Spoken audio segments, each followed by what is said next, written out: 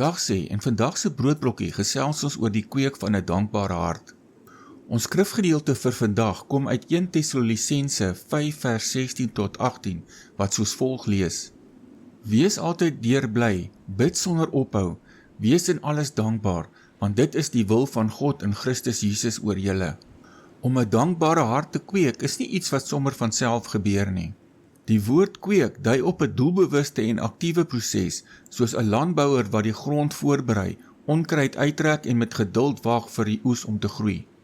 In ons gejaagde moderne lewe is die onkruid van onvergenoegdheid en ontevredenheid dikwels die eerste dinge wat in die tuine van ons harte opskiet. Ons staar ons blind teen dit wat ons nie het nie, in plaas daarvan om die seëninge te tel wat reeds in ons lewens teenwoordig is. Dankbaarheid is egter veel meer as net 'n vlugtige emosie wat ons voel wanneer ons omstandighede gunstig is. Dit is 'n geestelike dissipline. In ons skrifgedeelte vir vandag herinner die apostel Paulus ons dat dankbaarheid onlosmaaklik gekoppel is aan die vrede van Christus. Wanneer ons kies om dankbaar te wees, gee ons aan God se vrede die reg om in ons harte te heers, om as skeieregter op te tree te midde van innerlike onrus en konflik. 'n Dankbare hart transformeer ons hele perspektief. Dit verskuif die fokus vanaf ons tydelike tekorte na God se ewige oorvloed.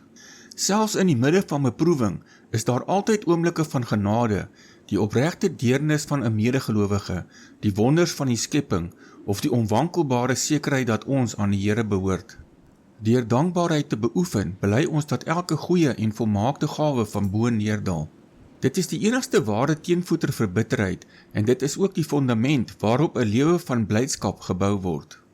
Hoe kweek ons hierdie gesindheid prakties in ons daaglikse wandel? Hier is 'n paar praktiese stappe om te oorweeg. Begin of eindig jou dag deur die Here te dank vir dit wat jy alreeds het. Moenie net na die groot dinge kyk nie, leer om ook die klein alledaagse dingetjies raak te sien.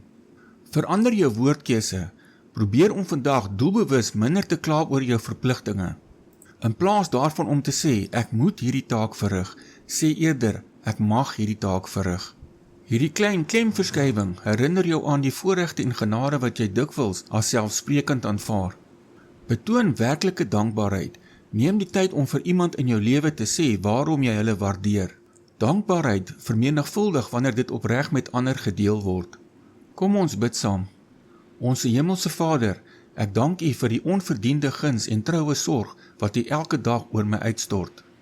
Vergewe my dat ek so dikwels vasgevang word in murmurering en fokus op my eie behoeftes eerder as op die rykdom van U genade. Help my om deur die kragtige werking van U Heilige Gees 'n hart van ware dankbaarheid te kweek.